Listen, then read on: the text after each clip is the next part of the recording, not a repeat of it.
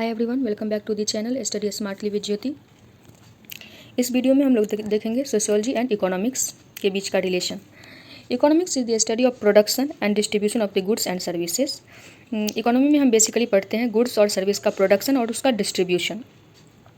The classical economic approach deal almost exclusively with the interrelation of pure economic variables, the relations of price, demand and supply, money flows, output and input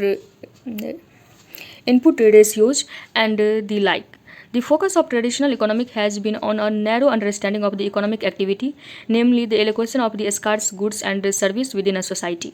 Economists who are influenced by a political economy approach seek to understand economic activity in a broader framework of ownership of and relationship to means of production.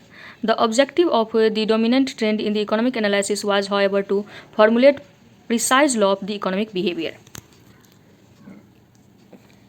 इसमें बताया गया जो शुरुआती दिनों में जो economics पढ़ा जाता था वो सिर्फ उसको इकोनॉमिक्स सबसे पहले कहते किसको हैं तो गुड्स और सर्विस का प्रोडक्शन यानी उसको बनाना और फिर उसको लोगों तक पहुंचाना, उसका डिस्ट्रीब्यूशन जो नीडेड है जिसको नीड है उस तक पहुंचाना थ्रू मार्केट, इसी को बोलते हैं इकोनॉमिक्स।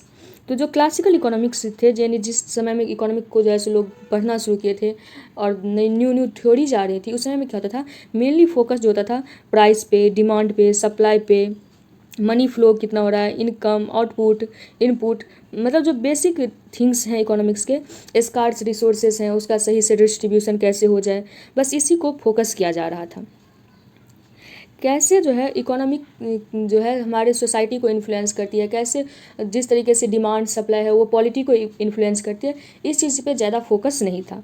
जब पॉलिटिकल इकोनॉमी यानी पॉलिटी को कैसे पॉलिटी जो है कैसे इकोनॉमी को इन्फ्लुएंस करती है या इकोनॉमी कैसे पॉलिटी को इन्फ्लुएंस करती है, जैसे कि आजकल जितने भी इलेक्शंस होते हैं हम सब में देखते हैं जो बड़े बड़े इंडस्ट्रियलिस्ट होते हैं या कैपिटलिस्ट होते हैं उनका बहुत ज़्यादा इन्फ्लुएंस हमारे इलेक्शन पे देखा जाता है, यानी वो एक तरीके से हमारे पॉलिटी को इन्फ्लुएंस करे। पॉलिटी अगर मान लो कोई एक ऐसा लीडर आया जिसका विल पावर बहुत स्ट्रांग है, जिस तरीके से देखते हैं 1991 में एलपीजी रिफॉर्म लाया गया, तो पॉलिटी ने हमारे इकोनॉमी को जो है सो इम्पैक्ट किया। तो एक ऐसा लीडर आया जो उसने की ये हिम्मत की हम जो है अब एक ओपन इकोनॉमी बनेंगे, उससे पहले क्लोज इकोनॉमी था, जिसने सोचा जो हम ओपन इकोनॉमी बनेंगे, एलपीजी रिफॉर्म लाया गया और उसके बाद जो है हमारा इकोनॉमिक कंडीशन जो है पहले से अलग हो गया। जिस तरीके से हमारा जो है सो बैलेंस ऑफ ट्रेड जो था वो बहुत कम हो गया था। इंडिया के पास जो है सो केवल 15 दिन के ही जो है सो गुड्स को परचेज करने का पैसा बचा था, उसको इंपोर्ट करने का पैसा बचा था। तो उस चीज़ को कैसे जो है आज हमारा फॉरेक्स रिजर्व जो होता है वो बिलियंस में होता है, तो वहाँ से यहाँ तक का सफ़र जो है कैसे चेंज हुआ, तो वो पॉलिटिकल विल के कारण हुआ। तो इसको बोलते हैं पॉलिटी इकोनॉमी को इन्फ्लुएंस करता है और इकोनॉमी जो है हमारे पॉलिटी को इन्फ्लुएंस करता है।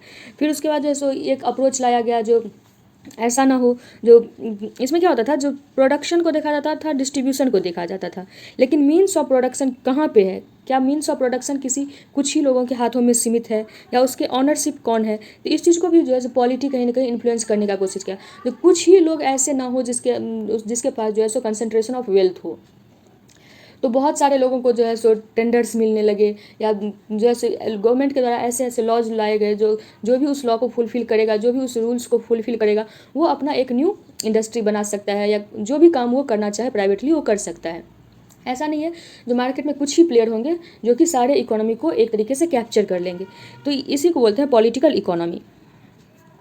ताकि इकोनॉमिक से रिलेटेड जो है सो प्रिसाइज वे में इकोनॉमी को स्टडी किया जा सके, पॉलिटी को स्टडी किया जा सके और उससे रिलेटेड रूल्स रेगुलेशन बनाया जा सके, तो एक सब्जेक्ट बन के आया political economy. The sociological approach look at economic behaviour in a broader context of social norms, values, practices and interests. The corporate sector managers are aware of this. The large investment in the advertisement industry is directly linked to the need to reshape lifestyle and consumption pattern. देखो अब कैसे economy जो है हमारे society को influence करता है। अब मान के चलते हैं जो बहुत ज़्यादा जो है लोग इन्वेस्ट कर रहे हैं किस चीज़ में, एडवर्टाइजमेंट में। अब चूँकि हर घर में टीवी है, लोग टीवी देखेंगे तो जिस प्रोडक्ट को देखेंगे बार बार जिस प्रोडक्ट को दिखाया जाएगा, स्वाभाविक सी बात है उस चीज़ का जब बच्चे देखेंगे टीवी पे या जब लोग देखेंगे टीवी पे, हाँ इस प्रोडक्ट का जो है सो प्रचार दे रहा था, एडवर्टाइजमेंट दे रहा था, तो अब लोग जब दुकान में जाएंगे तो उस प्रोडक्ट को जो है सो स्पेसिफिक प्रोडक्ट को वो परचेज करना चाहेंगे। इसका ये अर्थ हो गया, जो हमारा जो लाइफ स्टाइल था उससे पहले लोग वो उस चीज़ को परचेज करते थे जिसकी उसे नीड होती थी, लेकिन अब वो उस चीज़ को भी परचेज करेंगे जिसका उसको नीड नहीं है, लेकिन चूंकि उन्होंने एडवर्टाइजमेंट में उस चीज़ को देखा है तो इसलिए वो परचेज करने की कोशिश करेंगे। यानी एक एडवर्टाइजमेंट जो है हमारा इकोनॉमी जो है, इकोनॉमिक इन्वेस्टमेंट जो है लोगों के लाइफ स्टाइल को चेंज कर रहा है। फॉर एग्जाम्पल एक लेते हैं बर्गर का प्रचार जो देता है बार बार जो है सो, या फिर मैगी का प्रचार 2 मिनट में तैयार करना, या उसको कई तरीके से दिखाया जाता है। मीन्स अभी तक जो हमारा लाइफ स्टाइल था उससे पहले, वो जो हमारे यहाँ जो लोकल फूड्स होते हैं, जो हमारे रीजनल फूड्स होते हैं उस पर बेस्ड था। लेकिन धीरे धीरे क्या हुआ, हम लोग शिफ्ट हो गए तो लोकल फूड से शिफ्ट हो गए, अपने आप को कहाँ शिफ्ट कर लिए, तो जो चीज़ हम लोगों ने प्रचार में देखा, pizza, burger, Maggi etcetera, cold drinks, इन सब चीज़ों पे जो है, यानी धीरे धीरे जो है इकोनॉमी ने क्या क्या लोगों के लाइफ स्टाइल को चेंज कर दिया, और लोगों का लाइफ स्टाइल चेंज होना यानी हमारे सोसाइटी को इम्पैक्ट किया। Trends within economics such as feminist economics seeks to broaden the focus. अब जो जिस तरीके से सोशोलॉजी को पढ़ने के लिए कुछ फेमिनिस्ट हैं, उसी तरीके से इकोनॉमी में भी कुछ फेमिनिस्ट राइटर्स हैं, कुछ फेमिनिस्ट स्कॉलर्स हैं। तो वो कैसे बताते हैं, देखो। Economics seeks to broaden the focus, drawing in gender as a central organizing principle of society. For instance, they would look at how work in the home is linked to productivity outside. यानी अब जो feminist economist थे, उन्होंने इस तरीके से देखा जो कैसे जेंडर रोल जो है हमारे इकोनॉमी को इम्पैक्ट करता है। यानी जेंडर का कहाँ का सब्जेक्ट हो गया, जेंडर सब्जेक्ट हो गया हमारे सोसाइटी का, मेल है फीमेल है, ये सब्जेक्ट हो गया हमारे सोसाइटी का, लेकिन कैसे हमारा सोसाइटी हमारे इकोनॉमी के प्रोडक्टिविटी को इम्पैक्ट करता है, तो उस चीज़ को इन्होंने क्या बताया। इस एग्जाम्पल को पहले ही हम लोग देख चुके हैं, जो home is linked to productivity outside, यानी होम में जो है वर्क, जितने भी होम में वर्क होते हैं वो चूँकि एक फीमेल के द्वारा किया हुआ रहता है, वो सब कुछ उसे मिल जाता है, इसलिए मेल जो है आउटसाइड जा करके जो है अपना अच्छा प्रोडक्टिविटी दे पाता है, अपना अच्छा आउटपुट दे पाता है। या मेल या फीमेल जो भी वर्कर है, चूँकि उसको घर में एक अच्छा बेस मिल जाता है, उसे सही न्यूट्रिशन मिल जाता है, खाना मिल जाता है, कपड़ा आयरन करके मिल जाता है, हर चीज़ उसे प्रॉपर टाइम पे मिल जाता है। यानी घर का जो हमारा इन्वायरमेंट है वो सपोर्ट करता है कि वो बाहर जाके अच्छा प्रोडक्टिविटी दे पाए, अच्छा आउटपुट दे पाए। The defined scope of economy has helped in facilitating its development as a highly focused, coherent discipline. Sociologists often envy the economists for the precision of their terminology and the exactness of their measures, and the ability to translate the result of their theoretical work into practical suggestions having major implications for public policy. Yet economists' predictive ability often suffer precisely because of their neglect of the individual behavior, cultural norms, and institutional resistance which sociologists study. इसमें क्या दे रखा है, जो scope of economics जो है वो help करता है कि डेवलप्ड कैसे हो जाए, उसका फोकस जो होता है वो डेवलपमेंट होता है। यानी डेवलपमेंट कैसे हो सकता है कंट्री का या किसी भी सोसाइटी का डेवलपमेंट कैसे हो सकता है।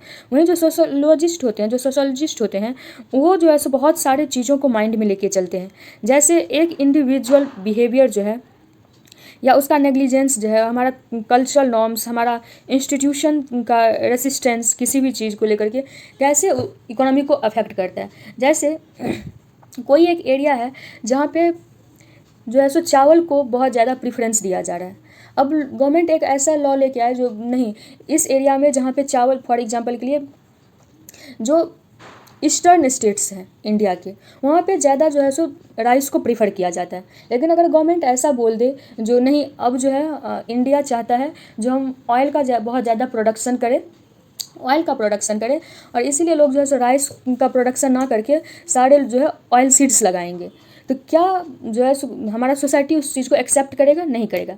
क्यों? क्योंकि जो ईस्टर्न स्टेट्स हैं उनका जो है लाइवलीहुड डिपेंडेंट है राइस पे, वो अपने कंफर्ट फूड के रूप में राइस को लेना ज़्यादा पसंद करते हैं।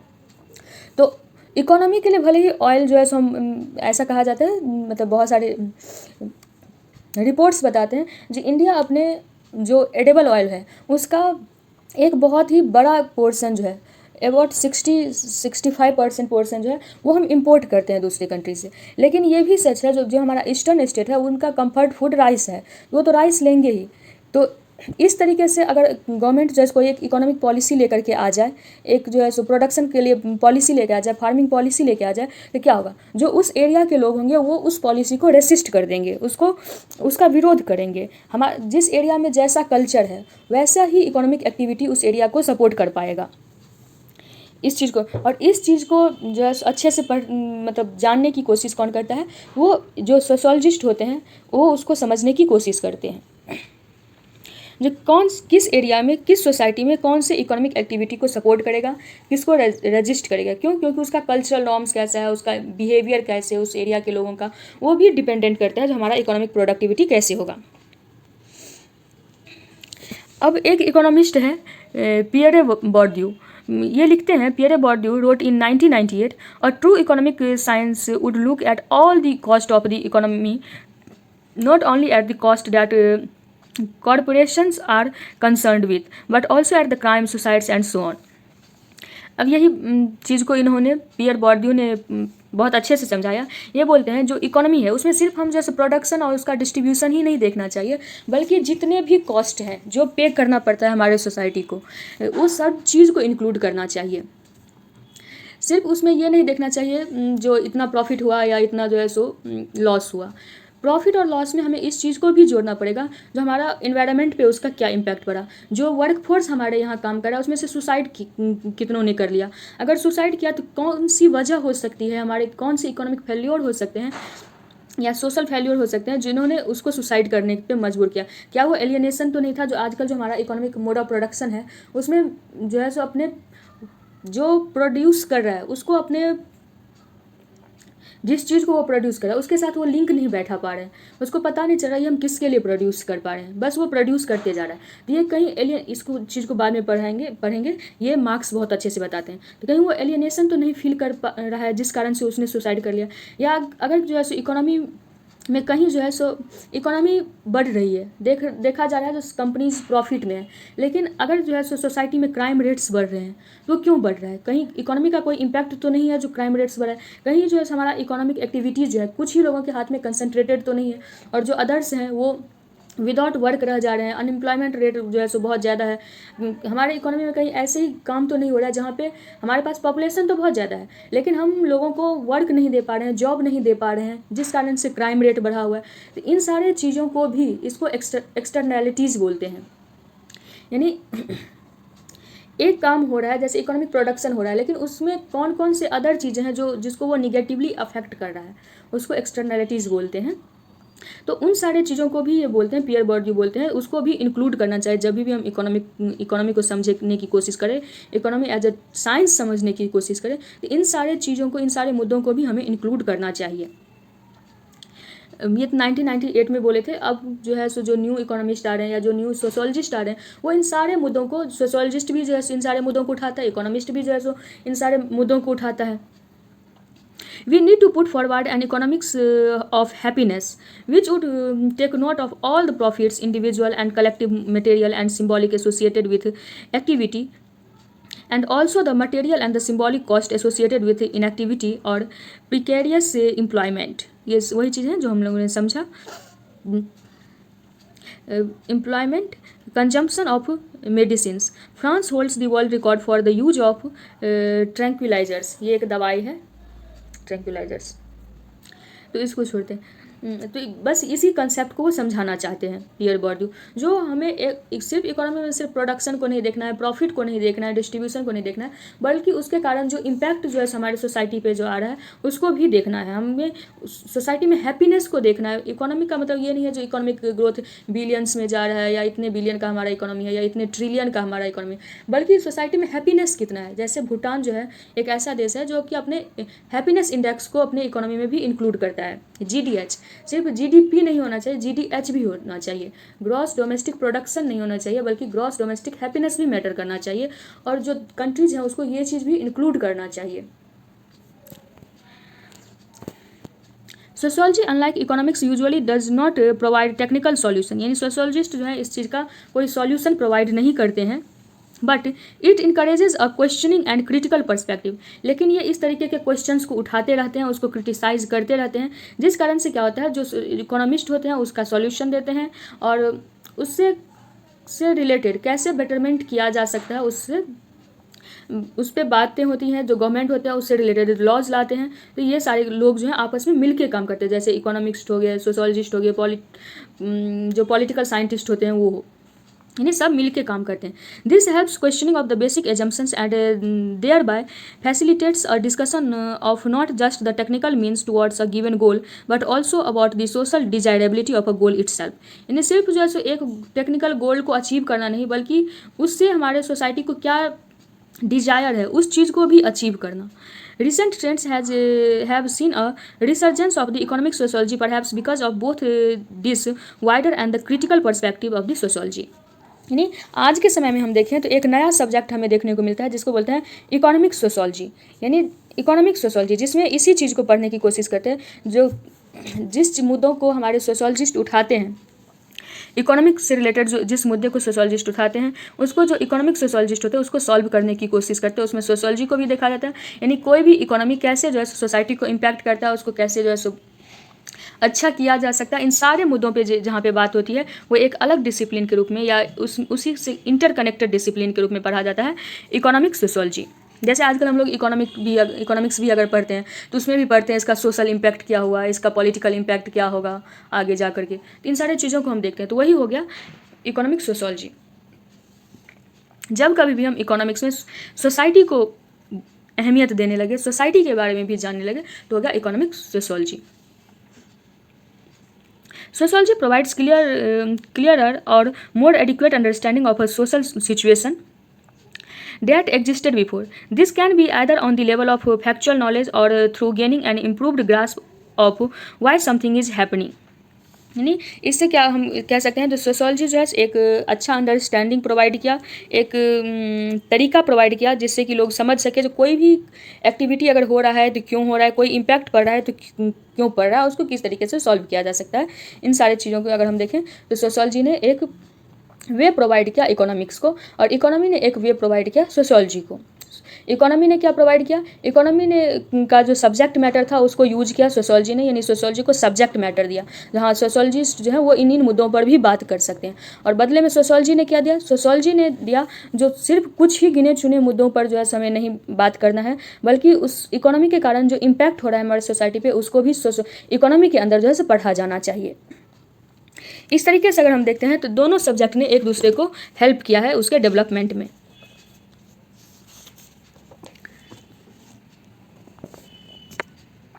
तो अगर हम दोनों को एक चार्ट बना लेते हैं, इकोनॉमी और सोशोलॉजी का एक चार्ट बना लेते हैं। अगर हम स्कोप की बात करें तो इकोनॉमी जो है बहुत लिमिटेड चीज़ों की बात करता है, प्रोडक्शन, डिस्ट्रीब्यूशन, इसी सारे चीज़ों की बात करता है। लेकिन वहीं अगर हम सोशोलॉजी को देखें तो ये एक वाइडर स्कोप है इसका, ये स्टडी करता है all the aspects of the human activity. Economist जो है वो उनका इम्फेसिस, उनका फोकस एरिया जो रहता है वो इकोनॉमिक वेरिएबल्स रहते हैं, जैसे कि relationship of price and supply, money flows and input और आउटपुट। वहीं जो सोशोलॉजिस्ट होते हैं वो स्टडी करते हैं production enterprise as a social organisation, यानी जहाँ पे प्रोडक्शन हो रहा है उसको एज अ सोशल ऑर्गेनाइजेशन समझ करके उसका स्टडी करते हैं। और supply of labour as affected by the value of the preferences, यानी कैसे प्रेफरेंस के आधार पर लेबर का सप्लाई जो है अफेक्ट होता है, वो इन सारी चीज़ों के बारे में भी पढ़ने की कोशिश करते हैं। इकोनॉमी जो होता है वो सिस्टमेटिक होता है, उसके कुछ लॉज होते हैं, वहीं वो बहुत ज़्यादा एक्यूरेट होता है।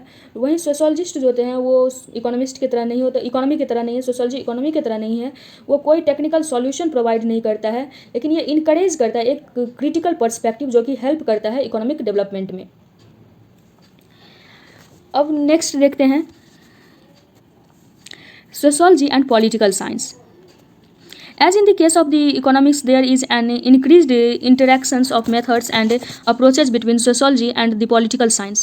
Conventional political science was focused primarily on two elements, political theory and the government administration.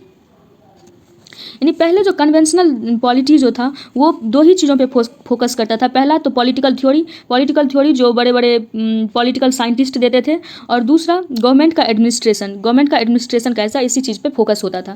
Neither branch involves extensive contact with the political behaviour. अगर हम कहें तो जो पॉलिटिकल साइंस था, वो उसका प्राइमरी फोकस जो था वो पॉलिटिकल थ्योरी और गवर्नमेंट एडमिनिस्ट्रेशन था। वो नेग्लेक्ट करता था पॉलिटिकल बिहेवियर को।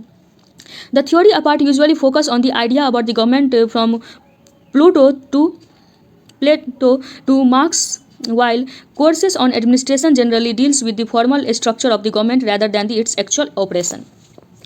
इसमें बताया गया जो फोकस था हमारा वो प्लेटो, मार्क्स, इन लोगों के थ्योरीज को पढ़ा जाता था। यानी जो भी पॉलिटिकल साइंटिस्ट हुए उन्होंने क्या आइडियाज़ दिए वो पॉलिटिकल थ्योरी के अंदर पढ़ा जाता था। और पॉलिटिकल एडमिनिस्ट्रेशन में कौन कौन से स्ट्रक्चर, जैसे प्राइमरी लेवल पे या फिर यूनियन लेवल पे, स्टेट लेवल पे और नीचे डिस्ट्रिक्ट लेवल पे कौन कौन से ऑर्गेनाइजेशन से, हम इन्हीं की बात करते थे। लेकिन ये ऑर्गेनाइजेशन एक्चुअली वर्क कितना कर रहा है, एक्चुअल वर्क क्या है इनका, एक्चुअली कैसे ये ऑपरेट करता है, इस पर बहुत ज़्यादा पॉलिटिकल साइंस का फोकस नहीं होता था पहले। Sociology is devoted to the study of all the aspects of the society, whereas a conventional political science restricted itself mainly to the study of the power as embodied in the formal organization। अच्छा, अब जब भी हम power की बात करते हैं तो पावर का हम स्टडी कहाँ करना चाहते हैं, तो पावर का स्टडी होता है पॉलिटिकल साइंस के अंदर। अब पावर होता किसके पास है बेसिकली, तो पावर होता है जिनके पास, जैसे जो कंपनी में जिसका कंपनी होता है उसके पास पावर है, अपने से बड़े जो एम्प्लॉयज़ होते हैं उसके पास पावर है, या फिर जो है सो हम पावर को बेसिकली जोड़ करके देखते हैं एक सिंगल चीज़ से, जहाँ वो है पॉलिटिकल पार्टी से हम पावर को जोड़ करके देखते हैं। लेकिन पावर को जो है, जो सोशोलॉजिस्ट थे उन्होंने पावर को सिर्फ जो है पॉलिटिकल पार्टी और पॉलिटिकल लोगों से जोड़ करके नहीं देखा, बल्कि इन्होंने पावर को बताया जो पावर जो है सो घर में भी होता है। जैसे कि एक फैमिली है तो उसमें पावरफुल कौन है, तो ऑब्वियसली बात है जो एल्डर पर्सन है उसके पास ज़्यादा पावर है, और जो यंगर है, जो बच्चे हैं, उसके पास पावर कम है। तो sociology is devoted to the study, और जहाँ पे पॉलिटिकल साइंस अपने आप को रेस्ट्रिक्ट करता था, जिस चीज़ की स्टडी नहीं करता था, उन चीज़ों की भी स्टडी जिसने शुरू किया वो था सोशोलॉजी ने। उस सारे चीज़ों को भी स्टडी करना शुरू किया, all aspects of the society. क्योंकि जो पॉलिटिकल पार्टीज़ होते हैं, जो पॉलिटिकल पर्सन होते हैं, वो भी किसी न किसी सोसाइटी से ही बिलोंग करते हैं। इसलिए सोशोलॉजी में सोशोलॉजिस्ट जब पढ़ेंगे तो सोसाइटी के सारे एस्पेक्ट्स को पढ़ेंगे, और सोसाइटी में ही हम लोग जानते हैं जो पॉलिटी एग्जिस्ट करता है, सोसाइटी में ही जो है सो इकोनॉमी एग्जिस्ट करता है। सोसाइटी अगर है तो उसके कुछ हिस्ट्री होगा, जिसको हम एंथ्रोपोलॉजी बोलेंगे। अगर सोसाइटी है तो उसका कुछ हिस्ट्री भी होगा, तो सोसाइटी से हिस्ट्री भी जुड़ता है। तो इस तरीके से हम देखने की कोशिश करते हैं। Whereas conventional political science restricted itself mainly to the study of the power as embodied in the formal organization। यानी सोशल पॉलिटिकल साइंस का मानना था जो पावर जो है वो बेसिकली किससे रिलेटेड है, तो जो भी फॉर्मल ऑर्गेनाइजेशन है, जो कॉन्स्टिट्यूशनल और फॉर्मल ऑर्गेनाइजेशन है, पावर उन्हीं के पास है। Sociology stresses the interrelationship between sets of the institution including government, whereas political science tends to turn attention towards the process within the government। यानी सोशोलॉजी का focus था जो गवर्नमेंट है उसके पास पावर कहाँ से आता है, तो गवर्नमेंट को पावर देता है लोग, पीपल ऑफ द कंट्री और पीपल ऑफ द लैंड। और पॉलिटिकल साइंस का फोकस होता है जो भी ऑर्गेनाइजेशन है उसके पास कौन कौन से पावर है। यानी सोशोलॉजी फोकस करता है वो पावर दिया किसने, और पॉलिटिकल साइंस फोकस करता है जो कौन कौन से पावर है उस चीज़ को फोकस करता है गवर्नमेंट के पास। However sociology long shared similar interest of research with political science. Sociologists like Max Weber worked in what can be termed as political sociology। ठीक वैसे ही जैसे कि इकोनॉमिक सोशोलॉजी आया था, वैसे ही जो एक बहुत बड़े नाम आता है सोशोलॉजिस्ट में जब हम वेस्टर्न सोशोलॉजिस्ट को पढ़ते हैं, मैक्स वेबर का। इन्होंने काम किया पॉलिटिकल सोशोलॉजी पे, इन्होंने काम किया। Has been increasingly on the actual study of the political behaviour, जिसने फोकस किया पॉलिटिकल बिहेवियर को पढ़ने पे।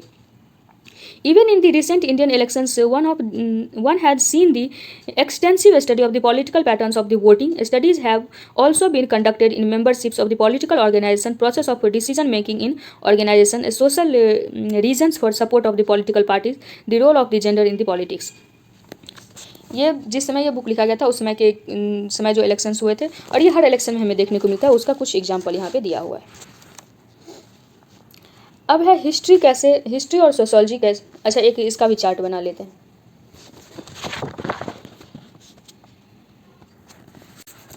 तो पॉलिटिकल साइंस जो है वो पॉलिटिकल साइंस से रेस्ट्रिक्ट करता है अपने आप को, मेनली वो स्टेट और पावर को स्टडी करता है। वहीं सोशोलॉजी जो है वो उसका एक वाइडर स्कोप है, and is devoted to the study of all the aspects of the society. Subject matter की अगर हम बात करें तो subject matter of the political science is more codified. That means subject matter में हम देखते हैं अगर, तो ये पॉलिटिकल थ्योरीज को पढ़ते हैं और एडमिनिस्ट्रेशन को, गवर्नमेंट के एडमिनिस्ट्रेशन को पढ़ते हैं। वहीं सोशोलॉजी जो है वो ये ओपन एंडेड है, ये ऑल द अप्रोचेस को जो भी सोसाइटी में है उस सारे को पढ़ने की कोशिश करते हैं। Political science primarily tends to turn attention towards the process within the government and its relation with the people. यानी पॉलिटिकल साइंस में पढ़ा जाता है जो पावर जो एग्जिस्ट करता है विद इन द गवर्नमेंट, यानी गवर्नमेंट के पास जो पावर है उसको।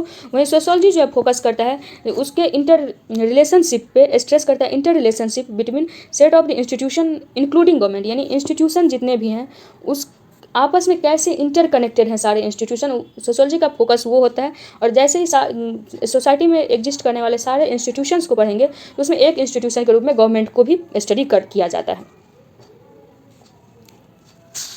अब हम बात करेंगे सोशोलॉजी एंड हिस्ट्री की। Historians almost as a rule study the past, sociologists are more interested in the contemporary or the recent past. History जो है वो पास्ट को स्टडी करने की कोशिश करता है, वहीं जो सोशोलॉजी है वो कंटेम्प्रेरी पास्ट को पढ़ता है या रिसेंट इवेंट्स को पढ़ने की कोशिश करता है। सोशोलॉजी बहुत पास्ट वाले चीज़ों को पढ़ने की कोशिश नहीं करता है, यानी अपने शुरुआती दिनों में ऐसा कोशिश नहीं करता था। Historians earlier were content to delineate the actual events to establish how things actually happened, while in the sociology the focus was to seek to establish causal relation।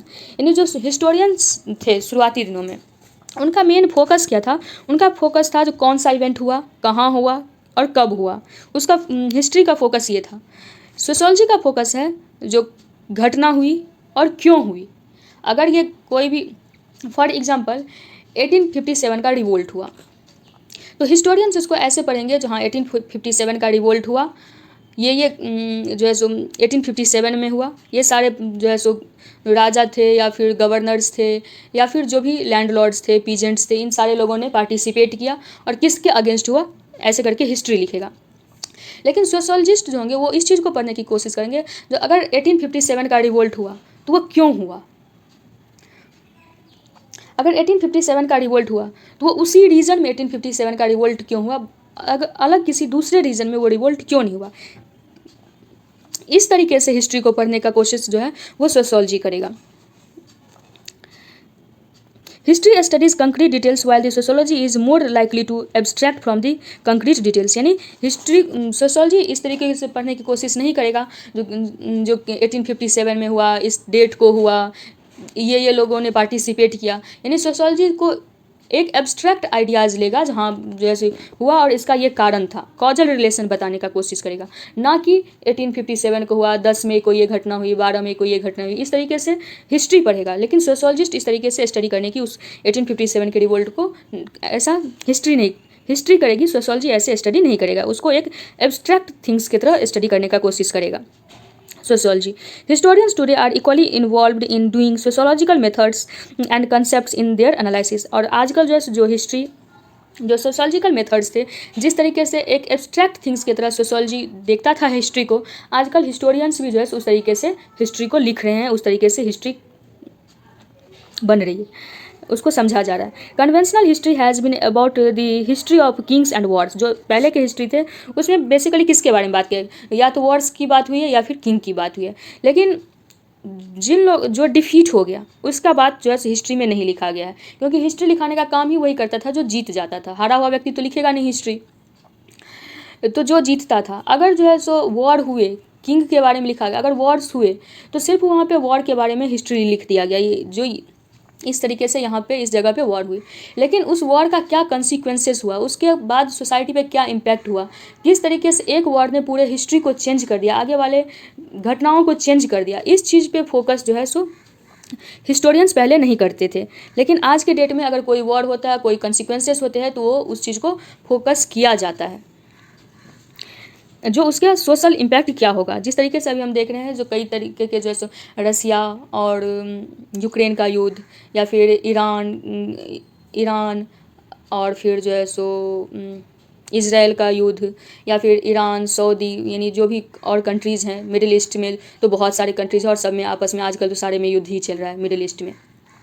तो ये जो युद्ध है तो उसका सोशल इम्पैक्ट क्या हो रहा है, उस पर देखते हैं हम लोग न्यूज़पेपर में डेली कुछ ना कुछ आते रहता है, जो कि इतने लोग जो है वो रेफ्यूजी हो गए, इतने लोगों की जान चली गई। तो इस तरीके की चीज़ों को जो है आजकल, और यही बाद में जाके हिस्ट्री बन जाएगा, तो ये सारी चीज़ें हिस्ट्री में लिखी जाएंगी।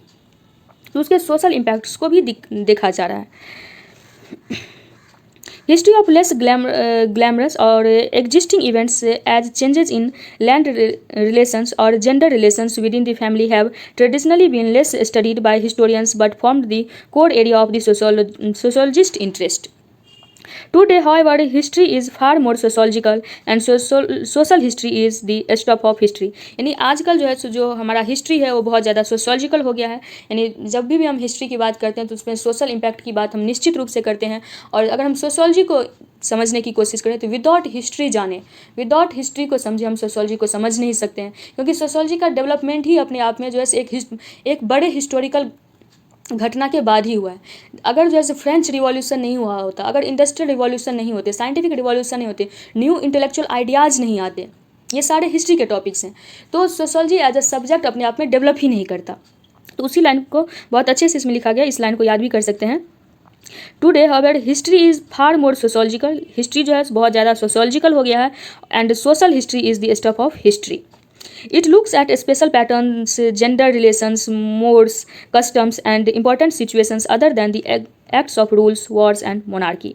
यानी आजकल हिस्ट्री में भी जेंडर रिलेशन को भी देखा जा रहा है, सोशल पैटर्न्स को, कस्टम्स को, इन सारे चीज़ों को, सोशल इंस्टीट्यूशन का जो लॉस हो रहा है उस सारी चीज़ों को आजकल हिस्ट्री में भी देखा जा रहा है। अब नेक्स्ट है सोशोलॉजी एंड साइकोलॉजी, उसके बाद है सोशोलॉजी एंड एंथ्रोपोलॉजी। ये दो बचे हुए, इसको नेक्स्ट वीडियो में कवर कर लेंगे। तब तक के लिए इतना ही रहने देते हैं आज के लिए। और अगर आपको ये वीडियो अच्छी लगी हो तो आप चैनल को सब्सक्राइब करें, वीडियो को लाइक करें, और अगर कोई जो है सो डाउट हो तो कमेंट सेक्शन में पूछ सकते हैं।